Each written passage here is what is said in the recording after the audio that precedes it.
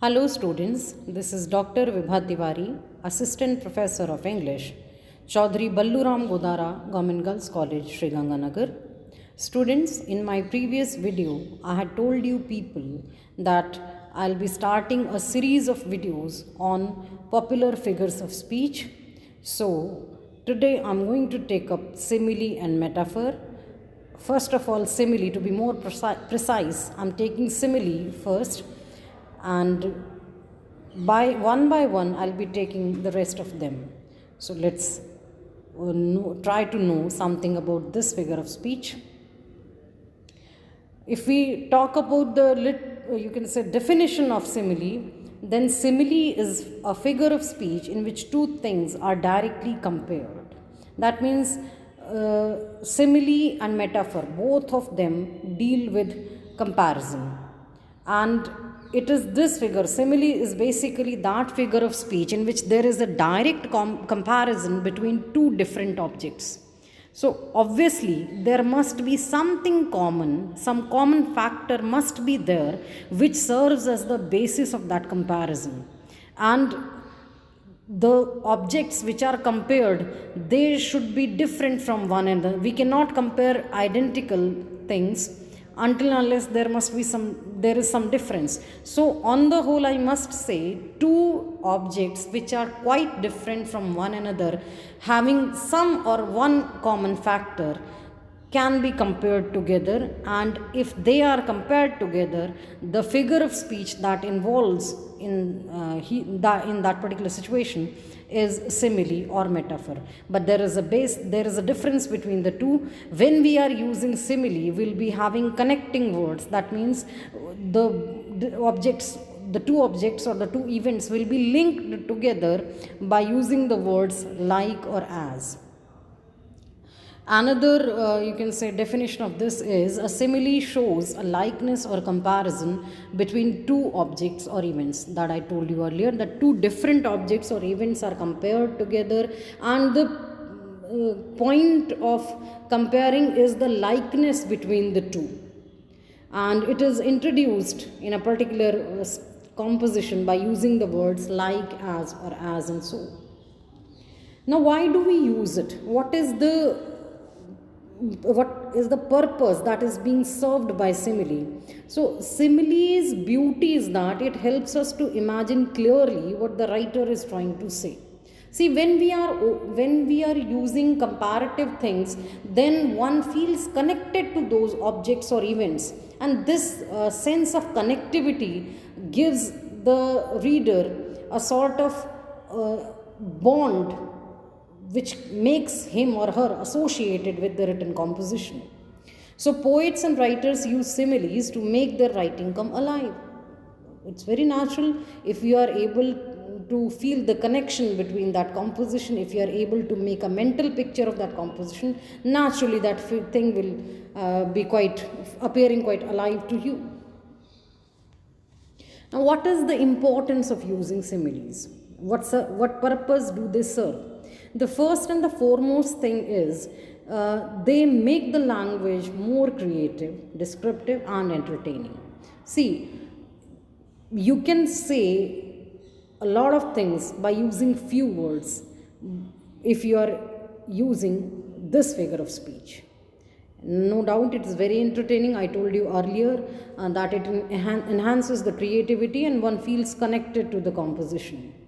And next thing is, similes are almost essential to creative expression, from everyday speech to poetry. See, the sentence appears to be poetic.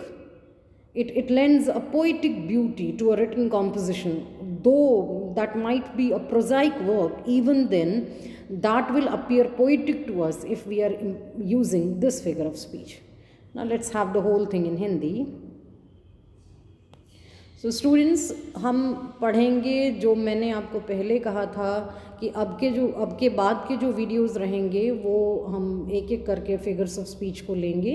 तो आज जिन figures of speech की हम बात करने वाले हैं वो हैं सिमिली और मेटाफर. पर सबसे पहले मैं लूँगी सिमिली को. शुद्ध हिंदी में अगर हम कहें तो सिमिली को उपमा अलंकार कहते हैं.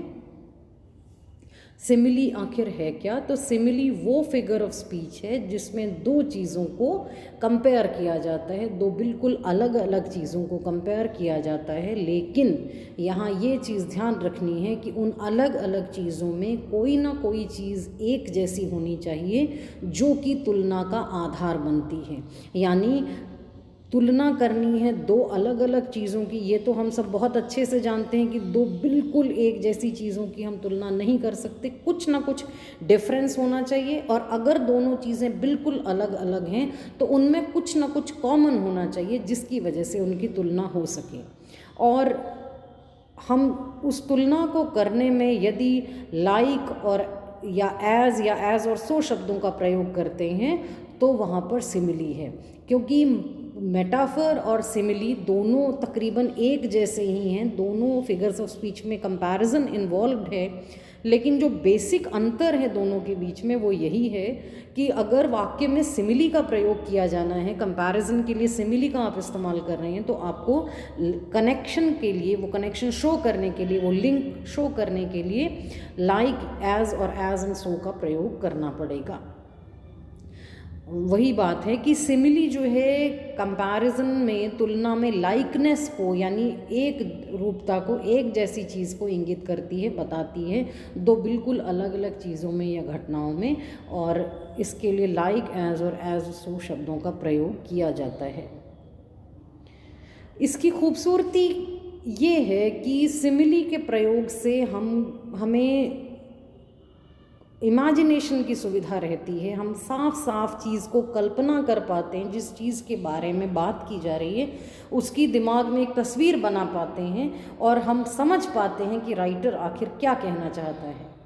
और राइटर्स या पोइट्स आमतौर पर सिमिली को प्रयोग करते हैं अपनी रचनाओं में, उस रचना में जीवंतता को लाने के लिए। जाहिर बात है, क्योंकि देखिए तुलना जब हम आपस में किसी चीज़ की करते हैं तो उससे कहीं ना कहीं ध्यान आकर्षित होता है पढ़ने वाले का, वो अपने दिमाग में उस चीज़ की, उन दोनों चीज़ों की या घटनाओं की तस्वीर बनाने की कोशिश करता है, उनसे अपने आप को जोड़ने की कोशिश करता है। और जहाँ आप कल्पना करना शुरू कर देते हैं, अपने आप को लिखी हुई चीज़ से जोड़ने की कोशिश करते हैं, वहीं पर वो चीज़ आपके लिए जीवंत हो जाती है।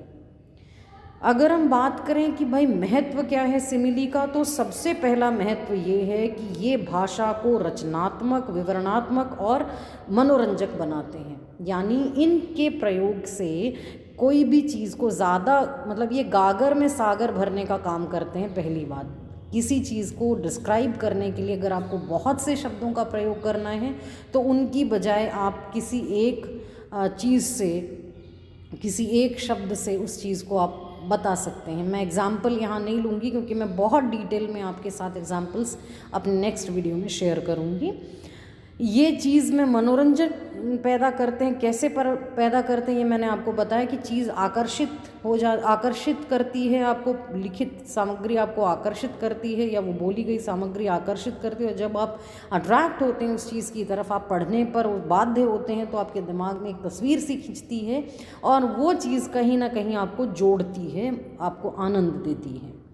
और दूसरी सबसे बड़ी बात ये है कि इनके सिमिली के प्रयोग से आपका जो कॉम्पोजिशन है या जो बात आप कह रहे हैं वो कहीं ना कहीं स्पीच से पोइट्री, यानी एक लयात्मकता, एक रिदम पैदा करती है ये सिमिली। वही मैंने आपको पहले कहा कि चाहे वो पोइटिक कॉम्पोजिशन हो या प्रोज हो, गद्य हो या काव्य हो, दोनों में लयात्मकता पैदा करने का काम करता है सिमिली।